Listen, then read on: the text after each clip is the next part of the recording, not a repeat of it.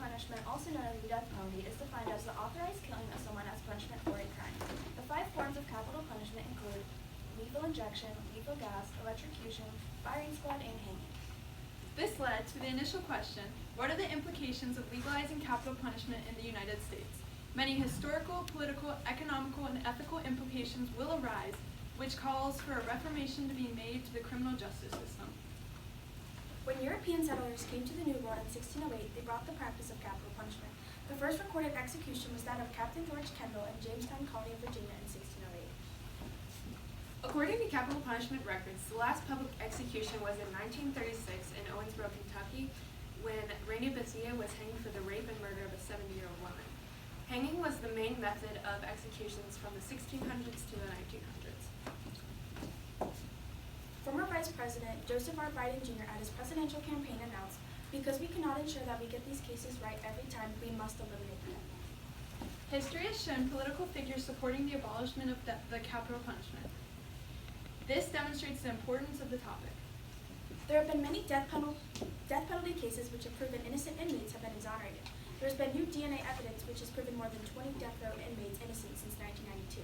The technology needed for this, however, was not available during U.S. history.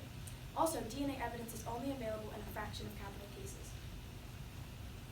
Furman versus Georgia is the most well-known death penalty case in American history. Furman admitted to murdering his victim and received death penalty, but later appealed his sentence. Furman argued that capital punishment was not fair because it violated the 14th Amendment, bringing attention to abolishing capital punishment. All death sentences pending at this time were reduced and became life imprisonment.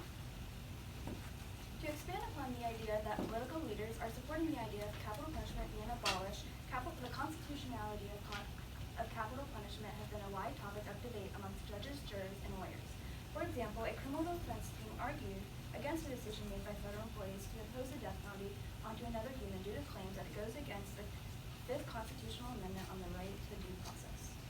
With these arguments being made, federal employees' opinions regarding capital punishment have shifted towards where some believe that constitutional amendments are being violated, and it's up to the American citizens to decide.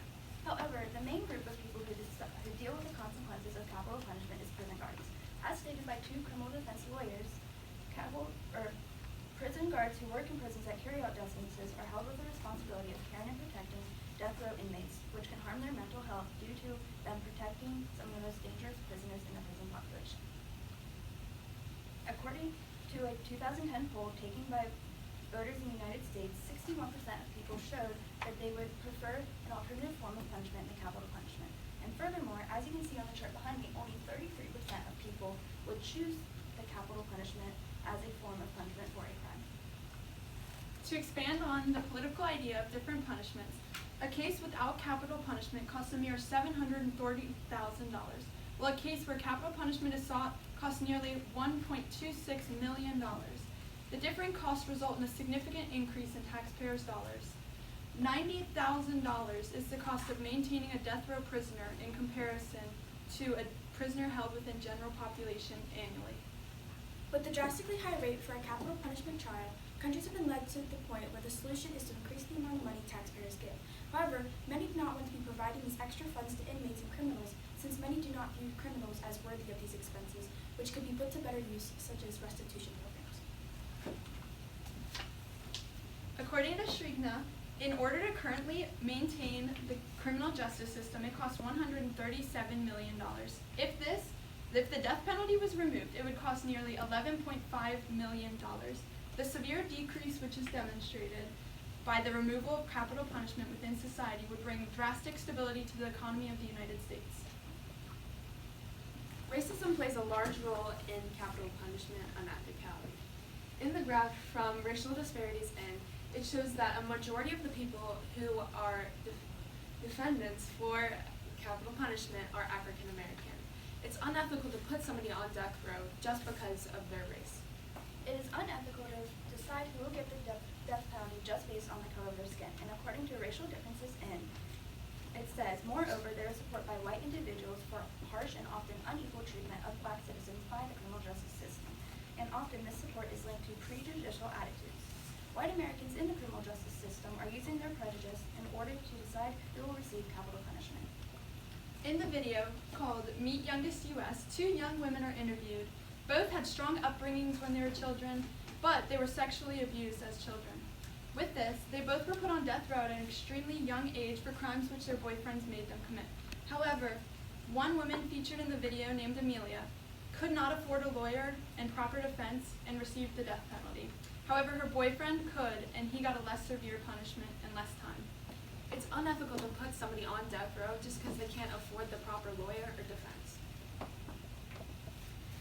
Youth who commit crimes at a young age are being put on death row when they reach the adult age. In the article, the execution of, it says that youth deserve less punishment because adolescents have less capacity to control their conduct and to think in long-range terms than adults. Youth don't have the capacity to evaluate situations and the consequences that they have. So therefore, it's unethical to put somebody on death row for a crime they're not fully responsible for. A possible solution to the issue of putting people on death row for a crime they committed when they were minor is creating a law against it. However, limitations to this arise in that it'll take a long time to get the law passed. It is hard to convince people that letting criminals live is a good thing, and it'll increase the time spent in prisons. However, although those limitations could arise, in the end, it will save the lives of those who are not fully responsible for their crime, and we can protest and show people that letting someone, or show people that the negative outcomes of murdering someone for a crime they committed as a minor, and convince them that a new law is needed, and this law will help tremendously in saving the money spent on cases where capital punishment is carried out.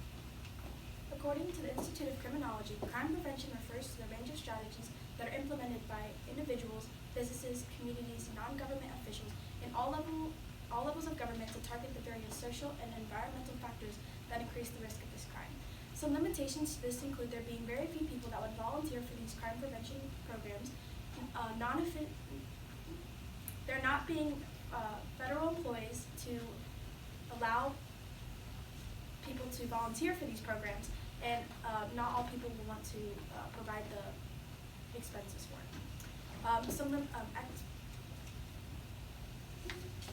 Implications include crime escalation, displacement, over-deterrence, and perverse incentives. Causes of these negative externalities include failure in analyst, planning, and implementation. Although many previous solutions have had some beneficial aspects, the solution which would provide the most favorable results to the United States is a life without parole sentence with restitution instead of the administration and legalization of capital punishment. One limitation, however, is that if the death penalty was abolished, it would take a while to relocate all prisoners who were held on death row. With this, the inmates, when they are relocated, they'll be enrolled in different activities and courses to enrich their experience within the criminal justice system, such as completing service hours and service activities. However, another implication may arise is overpopulation. With this, many believe that jail systems will become crowded and unsanitary, and to continue on this, although many believe this may occur, with the funds saved by eliminating the death penalty, many new facilities can be created and established. That's it.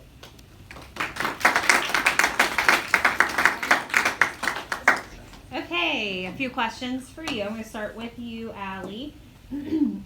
What is an example of a compelling argument from one of your peers' individual reports that you decided to exclude from the team presentation, and why?